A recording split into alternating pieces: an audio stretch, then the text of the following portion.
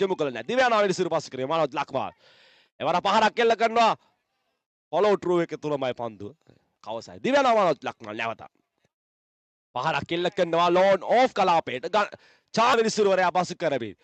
එවරයි දුනිල් රෝසනගේ පිත්ත ක්‍රියාත්මක වූ පිත්තේ පිත්තගතගේ පන්දු දෙකක් ඉදිරි වී තිබෙනවා. දෙවන පන්දුව හරි දිව්‍යානාව මනෝජ් ලක්මාල්. වර පොන්ද පන්දුවක් රකවුත් සතුයි. නිසා කිසිසේත්ම අවතක්සේරු කළ නොහැකි කණ්ඩා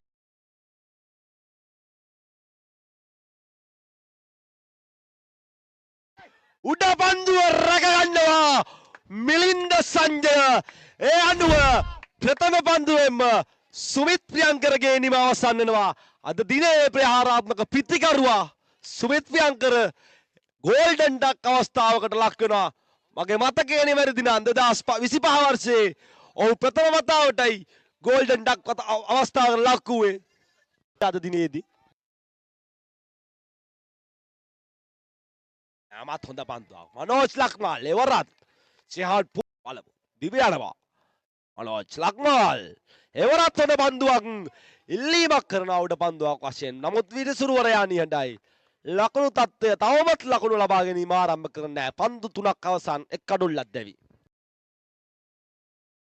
දිව්‍යානාව මනෝජ් ලක්මාල් මීළඟ පන්දුව එමුක සදා එවරත් පහරක් එල්ල කරනවා. චානක මදුසං පන්දුව läගගෙන බාර ගන්න වෙන්නේ එක් ලකුණක් සඳහා පැතිමාරු කරගන්න. පූර්ණ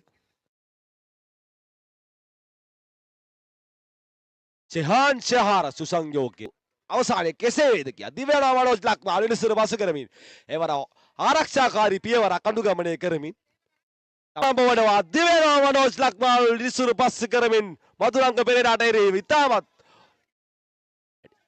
එක්වර රිපිලීමක් සහිතව එල්ල වූ පන්දුවට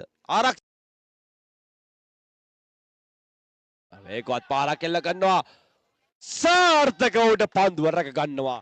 ඒ අනුව මෙම තරගයේදී දෙවන පන්දුවේදී ගෝල්ඩන් ඩක්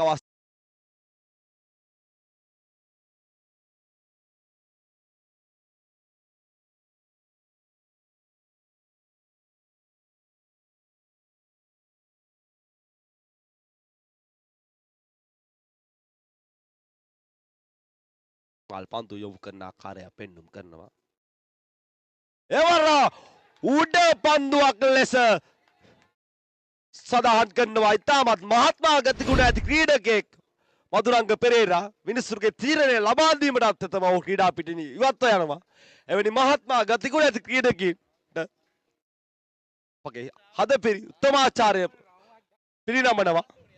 ඒ අවසරයෙන් දෙවන කඩුල්ලත් නර්තනයේ යෙදෙන ක්‍රීඩකයන්